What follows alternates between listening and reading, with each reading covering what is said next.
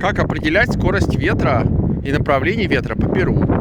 Сначала я определяю приблизительное направление ветра. Поворачиваю лицо, пока ветер не начнет его полностью обдувать. Можно это делать губами, приоткрыв рот, якобы такой флеминг. Вот, тоже определять направление ветра. Вот я его определил, потом я готовлюсь отпустить перо и засчитать 1 секунду или сколько секунд, пока перо не упадет. Вот сейчас вот в данный момент мы это сделаем.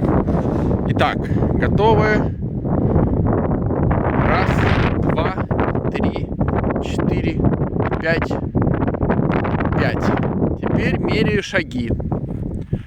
1, 2, 3, 4, 5, 6, 7, 8, 9, 10, 11, 12, 13, 14, 15, 16, 17, 18.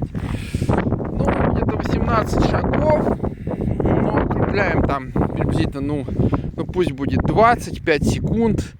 Ну, где-то, да, 3-4 метра в секунду. И вот направление мы теперь видим, можно по компасу померить, откуда я где стоял, моя точка была, вот, и куда перо упало.